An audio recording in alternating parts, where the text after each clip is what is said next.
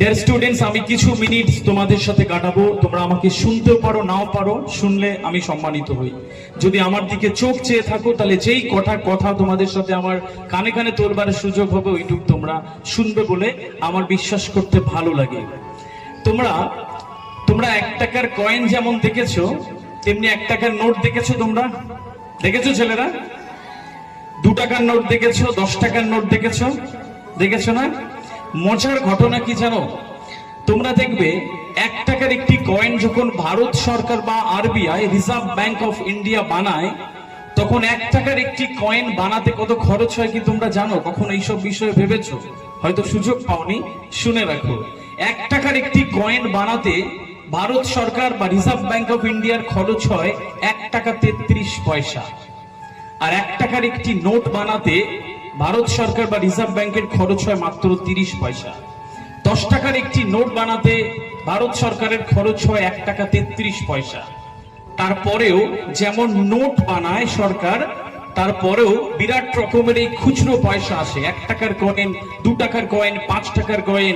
5 টাকার একটি কয়েন বানাতে সরকারের খরচ হয় প্রায় 3 টাকা 33 পয়সা মতন। তারপরেও সরকার কিন্তু এই এত টাকা খরচ বেশি করে ওই কয়েন তৈরি করে। চাইলে কিন্তু শুধু টাকাও দিতে পারত। বড় বড় নোটস গুলো টাকা হয়। আসলে এই জন্য করে, দেখবে এই টাকাটা বিভিন্ন ভাবে ব্যবহারের পরে এত ব্যবহার হয়, হাত বদল হয়, ব্যবসায়ীদের কাছে যায়, বিভিন্ন সাধারণ মানুষের কাছে ব্যবহার হতে হতে এই টাকাটা 15-20 বছরের মধ্যে গভর্নমেন্টকে তুলে নিয়ে আবার নতুন নোট প্ল্যান চালু করতে হয়। আর কয়েনের দিকে যদি তোমরা দেখো, একটা কয়েন প্রায় 100 বছর চলে, একটা কয়েন 200 বছর চলে, অনেক লংজিভিটি থাকে কয়েনের। গভর্নমেন্ট কিন্তু এই কয়েনের দিকে যায়। আমি তোমাদের এই দুটো ইনফরমেশনের মধ্যে আমি তোমাদেরকে কয়েনের মতন হতে বলছি যে যেটুক তোমাদের ক্ষমতা আছে, যেটুক তোমাদের অকাত আছে, যেটুক শক্তি আছে, যতটুকু শক্তি নিয়ে জন্মেছো, এই শক্তির মধ্যে আরো এনার্জি বাড়িয়ে, স্বপ্ন বাড়িয়ে, পরিশ্রম বাড়িয়ে নিজেকে এত সুন্দর করে গড়ে তুলবে, আগামী 100 বছর 200 বছর পরে মানুষ তোমার ইতিহাস পড়বে। মানুষ তোমার ইতিহাস পড়বে আরো 100-200 বছর পরে। কারণ ইতিহাস কলম দিয়ে লেখা হয় না, ইতিহাস পরিশ্রম দিয়ে লেখা হয়। তোমাদের প্রত্যেককে আমি এই শুভেচ্ছা জানিয়ে গেলাম। এক একটা ছেলে তোমরা এখানে বসে আছো, আগামীর এক একটা নক্ষত্র বসে আছো। WBCS অফিসার এখানে বসে রয়েছে, UPSC অফিসার বসা, নেভি অফিসার বসা, ডিজিটাল মার্কেটিং এ বিরাট বড় একজন ভূমিকা নেওয়া মানুষ এখানে বসে রয়েছে। সান ফ্রান্সিসকোর 7 তলায় বসে ক্যান্সারের ওষুধ আবিষ্কার করবে, এখানে তোমরা বসে রয়েছো। আগামী 100 বছর পরে এরকম ভাবে এক একটা কয়েনের মতন তোমরা ভারতবর্ষের আকাশে জলজল করবে বলে আমার বিশ্বাস করতে ভালো লাগে। সেই শুভেচ্ছা তোমাদেরকে দিয়ে গেলাম। ছোট্ট একটা গল্প বলে আমি আমার 1-2 মিনিটের মধ্যে শেষ করব। একজন ব্যবসায়ী ছিল, এটা অনেক আগের একটি ঘটনা। একজন ব্যবসায়ী ছিল, কৃপণ ব্যবসায়ী, কিন্তু ব্যবসা করতে করতে সে আসলে অনেক টাকা পয়সা করে ফেলেছে। একটা সময় পরে তার নিজের রাজ্যের ব্যবসার পরিধি অনেক যখন বেড়ে গেছে, তার ইচ্ছা হলো একটু বাইরের রাজ্যের দিকে যাবো ব্যবসা বাড়াতে, একটু বাইরের রাজ্যের ব্যবসায়ীদের সাথে কথা বলে ব্যবসাটাকে আরো বাড়াবো। তো উনি একদিন দিনক্ষণ ঠিক করলেন যে বাইরের রাজ্যে যাবেন। তো উনি অনেক টাকা পয়সা নিয়ে, উনি ওনার কনসেপ্ট নিয়ে, ব্যবসার সমস্ত নথি সরঞ্জাম নিয়ে ওই বাইরের রাজ্যের উদ্দেশ্যে রওনা দেবেন। এমন সময় ওনার মনে হলো, এত টাকা পয়সা করে ফেললাম, এত কিছু আছে, নিয়েও যাচ্ছি, একলা যাওয়া ঠিক হবে না। তো উনি 5-6 জন সিকিউরিটি গার্ড নিয়ে নিলেন সাথে, যারা ওকে রক্ষা করবেন। তো তাদের 5-6 জনকে নিয়ে তিনি চলে গেলেন বাইরের রাজ্যে। ব্যবসার কাজে ঘুরলেন, এ প্রান্ত থেকে ও প্রান্ত, এখান থেকে ওখানে, এখান থেকে সেখানে ব্যবসার কাজে ঘুরলেন। ব্যবসার কাজে সব ঘুরে সমস্ত ব্যবসার মিটিং গুলো এবং আগামীর পরিকল্পনাগুলো সাকসেসফুল হলো। খুব ভালো একটা মন নিয়ে তিনি তার নিজের রাজ্যের উদ্দেশ্যে ফিরে আসলেন। ওই 5-6 জন সিকিউরিটি গার্ড নিয়ে তিনি যখন নিজের বাড়ির কাছে চলে এলেন, তখন প্রায় সন্ধে অবস্থা হবে, এরকম একটা অবস্থা। উনি ভাবলেন যে এই 5-6 জন সিকিউরিটি গার্ডকে যদি বাড়ি অব্দি নিয়ে যায়, আমার তো আর 5 মিনিট লাগবে যেতে, আবার বাড়িতে নিয়ে গিয়ে হয়তো চাটা খাইয়ে, রাতের খাবারটা খাইয়ে ছেড়ে দিতে হবে। থাক, দরকার নেই, আমি এখান থেকে ওদের টাকা পয়সা বুঝিয়ে ছেড়ে দিই, তাহলে আর বাড়ি গিয়ে খেতে দিতে হবে না। তো উনি যেমন চিন্তা করলেন, ওই বাড়ি থেকে 1000 মিটার দূরে উনি রয়েছেন, জানে 5 মিনিটের মধ্যে বাড়ি চলে যাব। উনি ওই সিকিউরিটি গার্ডদের সমস্ত টাকা পয়সা দিয়ে উনি ছেড়ে দিলেন। এবার সন্ধে সন্ধে হচ্ছে, উনি বাড়ির পথ ধরলেন। একটা বাঁক নিতেই তখন একটা বিরাট দুর্ধর্ষ ডাকাত ছিল সেই সময়। তোমরা যেমন আলীবাবা 40 চোরের নাম শুনেছো, তখন সেই যুগে একটা ডাকাত ছিল রঙ্গিলা ডাকাত। আর রঙ্গিলা তার 60 ডাকাত, 60 জন ডাকাত। এই রঙ্গিলার 60 ডাকাত তখন দুর্ধর্ষ ভাবে এরকম ডাকাতি করে চলছে। ব্যবসায়ীর উপরে তাদের একটা খেয়াল ছিল, সিকিউরিটি গার্ডকে যখন ছেড়ে দিয়েছে, বাড়ির দিকে ঢুকছে, একটা বাঁক নিতেই ওই রঙ্গিলা ডাকাত আর 60 জন ডাকাত তাকে ঘিরে ধরলো। এমন ভাবে ঘিরে ধরেছে যে ওই ব্যবসায়ী হতবোধ হয়ে গেল, ব্যবসায়ী হতবাক হয়ে গেল। কি হলো? বাড়ির কাছাকাছি এসে আমি যখন সিকিউরিটি গার্ডদের ছেড়ে দিয়েছি, তখনই আমার এই রকম হয়ে গেল। আহা, আফসোসের তার সীমা রইল না।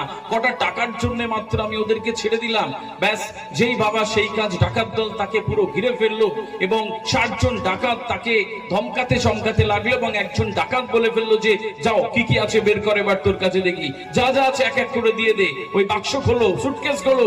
তো ওই ব্যবসায়ী আস্তে আস্তে ওই বাক্স খুলে এক একটা জিনিস দিচ্ছে এক একজনকে, আর ডাকাতদেরকে একটু চেনার চেষ্টা করছে কে কে আছে।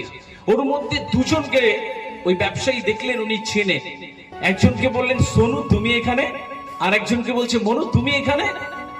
তো বলছে, জি হুজুর। একটু লজ্জা পেয়ে গেল, বলছে তোমরা তো আমার কাছে কাজ করতে, তারপরে চলে গেলে, এ কি হলো, কি জন্য চলে গেলে? সোনু, তোমার মায়ের অসুখের টাকা তুমি চেয়েছিলে, আমি অ্যাডভান্স দিয়েছিলাম, আর তুমি তারপর থেকে আর আমার কাজে আসুনি, আর চলে গেলে, আজকে তুমি আমাকে ঘিরে ধরলে। মনু, তুমি তো ভালোই কাজ করছিলে, তোমার বোনের বিয়ের সময় তুমি অনেক কষ্ট, আমি তোমাকে অনেক টাকা দিলাম, তুমি আস্তে আস্তে শোধ করবে বললে, তারপরে আর আসুনি। যে দুজন খুব লজ্জা পেয়ে গেল, আর আজকে তোমরা আমাকে ঘিরে ধরলে। সোনু আর মনু অনেক লজ্জা পেয়ে গেল। অনেক অনেক অনেক লজ্জা হওয়ার পরে তারা এবার আস্তে আস্তে একটু পেছনের দিকে যাচ্ছে। তো কি মনে হলো, ও রঙ্গিলা ছিল ডাকাত সর্দার কি বলছে, হুজুর ছেড়ে দেন মানুষটাকে, নুন খেয়েছি, কি করে এত বড় বেইমানি করি। বলছে, না না, কি বলছো, এরকম ভাবে শিকার পাওয়া যায় না, এরকম ভাবে ছাড়া যাবে না। বলছে, না হুজুর, প্লিজ ছেড়ে দিই। সব ডাকাতের কাছে যায় আর পায়ে হাত ধরে জোরে যে, ওকে ছেড়ে দিন, আমরা অন্য একজনকে এক্ষুনি আবার ধরবো। আমি এই ব্যবসায়ীর নুন খেয়েছি, আমি কি করে ওনার থেকে। তো অনেক বুঝিয়েছে, অনেক বোঝানোর পরে রঙ্গিলা ডাকাতদের একটু মায়া হলো, আর বললো, আচ্ছা ঠিক আছে, যাও, এনেকে ছেড়ে দিলাম তোমাদের দুজনের জন্য। তো ব্যবসায়ীকে যখন ছেড়ে দিল, খুব হাঁপ নিয়ে সে বই বাক্স টাক্স গুছিয়ে বাড়ির দিকে হাঁটা করলো। বাড়ি গিয়ে যখন পৌঁছালো, শেঠরানী ছিল, ব্যবসায়ীর স্ত্রী ছিল, যে জিজ্ঞেস করছে, কেমন হয়েছে আপনার এই সফর, কেমন হয়েছে এই ব্যবসায়ের উদ্দেশ্যে যাত্রা? বলছে, দারুণ, কিন্তু বাড়ির কাছে এসে একটা ঘটনা ঘটে গেল। বলছে, কি হলো? বলছে, বাড়ির কাছে এসে আমি যখন সিকিউরিটি গার্ডদের ছেড়ে দিয়েছি, দেবো না বলে সিকিউরিটি গার্ডদের যখন ছেড়ে দিয়েছি, তখন বাড়ির কাছে বাঁক নিয়ে ঢুকতেই রঙ্গিলা ডাকাত আর 60 ডাকাত আমাকে ঘিরে ধরে। বলছে, তারপরে কি হলো? বলে, তারপরে তো আমি একদম শেষ এই সময়ে সবকিছু দিতে থাকলাম, তারপর সোনু আর মনুকে চিনতে পারলাম। ওই 60 ডাকাতের মধ্যে 2 জন ডাকাত আমাকে বাঁচিয়ে দিল, আর আমি এখানে বেঁচে ফিরে আসলাম। এই শুকরিয়া করার শেষ নেই আমার ঈশ্বরের কাছে। তখন শেঠরানী বলছে, ব্যবসায়ীর স্ত্রী বলছে, আসলে তোমাকে কিন্তু একটা বড় শিক্ষা দিল এই ঘটনাটা, তুমি কি সেটা বুঝতে পেরেছো? বলছে, না, শিক্ষা নেওয়ার মতো জায়গায় আমি এখন নেই, বেঁচে ফিরে আসলাম, মালপত্র নিয়ে ফিরে আসলাম, এটাই তো আমার কাছে অনেক। বলছে, কি শিক্ষা? বলছে, দেখো, আমাদের জীবনে যেমন 60 মিনিট হয়, 60 মিনিটে 1 ঘন্টা হয়, ঠিক তেমন ভাবে ওখানে 60টা ডাকাত ছিল, আর এই 60টা ডাকাতের মধ্যে 2টো ডাকাত কিন্তু তোমাকে বাঁচিয়ে দিয়েছে, আজকে তোমাকে নতুন জীবন দিল, আর সবকিছু তুমি ফেরত পেলে, যা তুমি একটু একটু করে মেহনত করে একটু একটু করে জমা করা যত ব্যবসায়ী হয়েছো। ঠিক 60 মিনিটের মধ্যে 2টো মিনিট যদি তুমি ভালো কাজ করো, 60টা মিনিটের মধ্যে 58 মিনিট বাদ দিয়ে যদি 2টো মিনিট ভালো কাজ করো, 2টো মিনিট সুন্দর চিন্তা করো, 2টো মিনিট একটু নিজের জন্য দাও, 2টো মিনিট একটু শুদ্ধ অন্তর পরিচর্যার জন্য দাও, তাহলে কিন্তু আগামী দিন এরকম ভাবে অনেক কিছুর মধ্যে থেকে ওই 58 জন বাদ দিয়ে 2 জন এসে তোমাকে কোথাও না কোথাও বাঁচিয়ে দিয়ে যাবে। ছোট্ট একটা গল্প, ডিয়ার স্টুডেন্টস, কিন্তু আমি তোমাদের প্রত্যেককে অনুরোধ করব, অনেক কিছু করো, বাদরামি করো, খেলাধুলা করো, তোমরা বাড়িতে যাও, ঘুরতে যাও, সবকিছু করো, কিন্তু কোথাও গিয়ে নিজের যে কাজটা, সেই কাজটা কিন্তু কখনো ভুলে যাবে না। আমি আবারও বলে চাই তোমাদেরকে, যে জীবনটা পেয়েছো, এই জীবনটা কিন্তু একটা সময়ের অফার। ইংরেজিতে একটা কথা আছে, life is call one time offer.